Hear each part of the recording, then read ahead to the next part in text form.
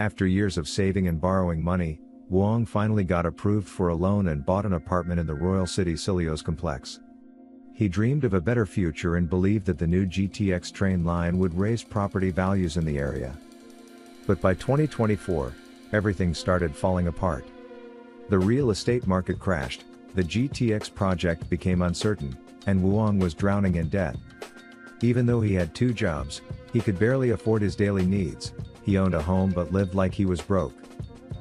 Things got worse when loud noises in his apartment kept him up day and night. He couldn't get peace or rest. His neighbors in Unit 1301 below him accused him of causing the noise and often left angry notes on his door. The building's rep, Anhua, a rich former prosecutor, offered fake sympathy but little help. She just told him to wait a few more months until the renters in 1301 could be kicked out. She even offered him cash to stay quiet. At his lowest point, a friend convinced Wang to take a huge risk on a cryptocurrency investment. Hoping to pay off his debts, he tried getting another loan, but the bank rejected him. So, he sold his apartment to the first buyer he found and used the money to invest in a crypto scheme. At first, it looked like the investment was working. But the noise in his apartment got worse, and Wang started losing touch with reality. Eventually, his neighbors showed up at his door, blaming him for the noise. Wang said it wasn't him. He blamed the people in 1301 instead. He let a police officer search his apartment, and during the search, the officer and a man named Jin Ho found hidden speakers inside. Wang was shocked. He thought the neighbors had planted the speakers to set him up. But then the 1301 neighbor attacked him and pretended to be hurt, making it look like Wang had assaulted him. Wang was wrongly arrested. The next day, Wang needed to sell his crypto before the market crashed. He tried to escape custody and locked himself in an officer's office. Using the computer, he tried to cash out his investment. As he watched the numbers climb, he got greedy and stalled for more time, hoping to make more money. But it backfired. The officers broke in, tasered him, and one of them unplugged the computer right before he hit the sell button. He lost everything. When Anhua came to get him out of the police station, Wang was hopeless. Realizing he had lost everything, he wrote a suicide note to his mother. Just as he was about to end it all, Jin Ho stepped in, pretending to help him. As they started working together, Wang got suspicious. He found out the speakers in his apartment were linked to Jin Ho's Wi-Fi, not to the neighbors downstairs. Jin Ho had planted them himself and staged everything to create a scandal, using Wang as a tool. Jin Ho, a journalist, had carefully planned the chaos.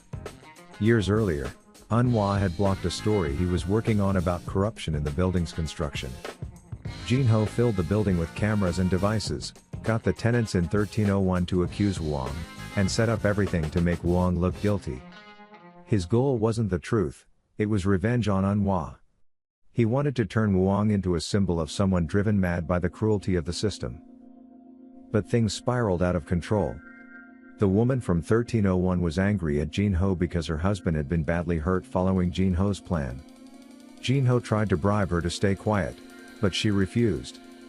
In a rage, he murdered her with a hammer. Wang saw it happen. When he tried to leave, Jin Ho blocked him. Jin Ho already knew he was there and then hit himself in the head to make it look like Wang had done it. It got even worse. Jin Ho was ready to kill Wang, but instead convinced him to help.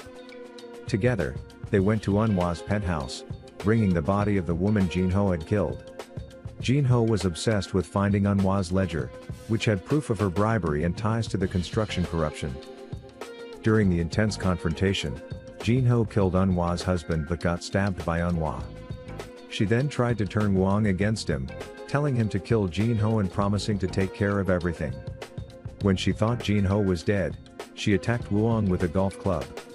While he was on the ground, she revealed the ledger's hiding spot and was about to kill him. But Jin Ho, still alive, got up and strangled her.